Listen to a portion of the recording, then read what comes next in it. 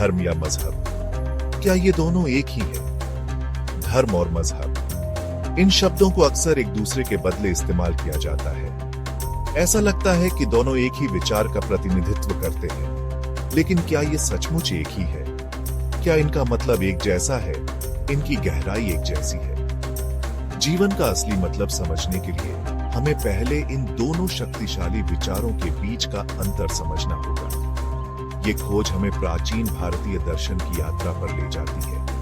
हम धर्म और मजहब के अर्थ में जाएंगे। हम देखेंगे कि ये व्यक्तिगत जीवन और समाज को कैसे आकार देते हैं। मेरे साथ चलिए जब हम इन जटिल विचारों के धागों को खोलते हैं। धर्म संस्कृत का एक गहरा शब्द सिर्फ धर्म से कहीं ज्यादा है। यह जीवन जीने का तरीका, एक ब्रह्मांडीय नियम और व्यक्ति का कर्तव्य दर्शाता है।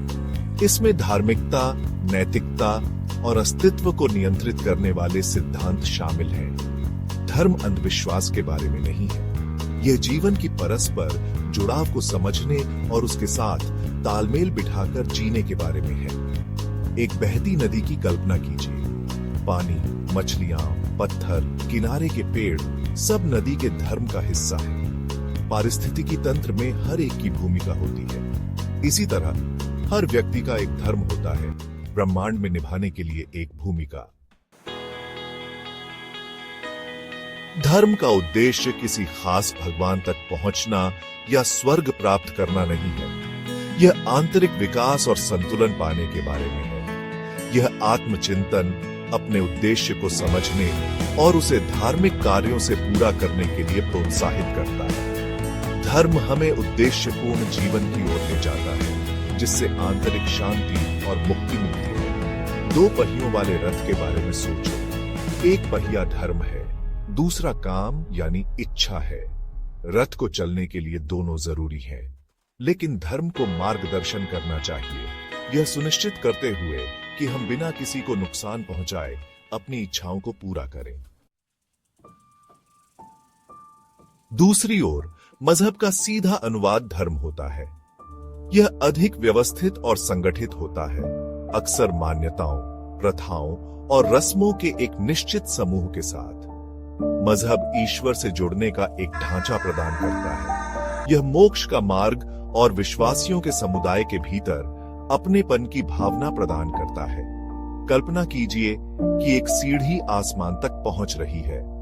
हर पायदान, एक कदम, एक रस्म मजहब के ढांचे में एक प्रार्थना का प्रतिनिधित्व करता है। यह आस्तिक को ईश्वर की ओर बढ़ने के लिए एक स्पष्ट, परिभाषित मार्ग प्रदान करता है।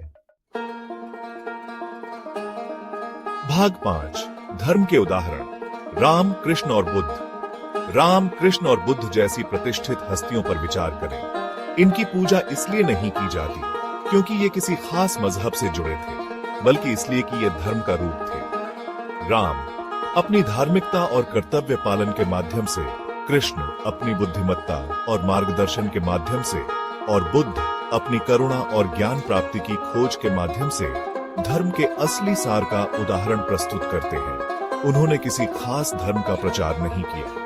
उन्होंने सच्चाई, करुणा और धार्मिकता के अनुसार जीवन जीने की वकालत की। उनका जीवन धर्म की शक्ति का प्रमाण था, जिसने पीढ़ियों को आंतरिक परिवर्तन की तलाश करने के लिए प्रेरित किया।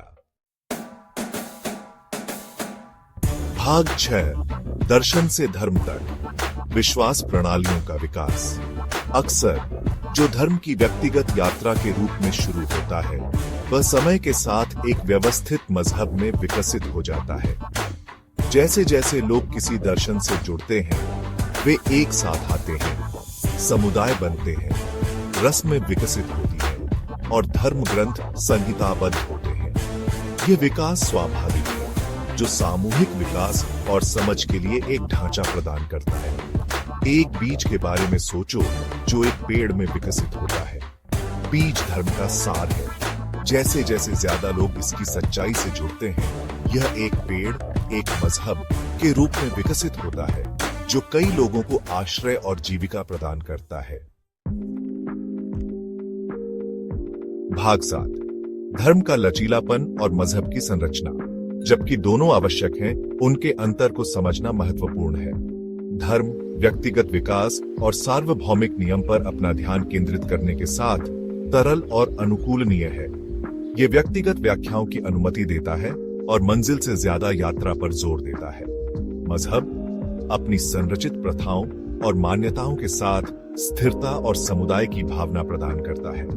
एक नदी की तरह है, हमेशा बहती रहती है, जमीन के हिसाब से ढलती रहती है। दूसरा पुल की तरह है, जो पार करने के लिए एक निश्चित रास्ता प्रदान करता है। दोनों महत्वपूर्ण हैं, जीवन की यात्रा में अलग अलग उद्देश्यों की पूर्ति करते हैं। भाग 8 धर्म और मजहब का सामाजिक प्रभाव। धर्म और मजहब दोनों समाज को आकार देने में महत्वपूर्ण भूमिका निभाते हैं।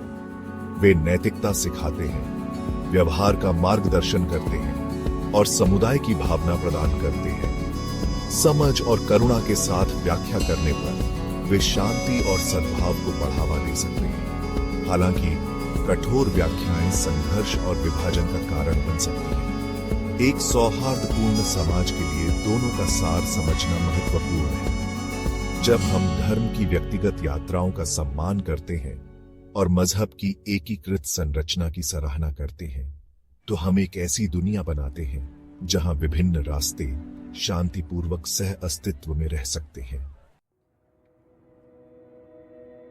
भाग 9 धर्म और मजहब सार को अपनाना। तो क्या किसी को धर्म का पालन करना चाहिए या मजहब का? इसका जवाब एक को दूसरे पर चुनने में नहीं, बल्कि दोनों के सार को समझने में है। धर्म की व्यक्तिगत यात्रा को अपनाएं, अपनी सच्चाई खोजें, नैतिकता से जिएं और संतुलन के लिए प्रयास करें। साथ ही मजहब द्वारा प्रदान की जाने वाली संरचना और समुदाय की सराहना करें। अंततः यह जीवन की परस्पर जुड़ाव को पहचानने, करुणा के साथ कार्य करने और सभी के कल्याण में योगदान करने के बारे में है।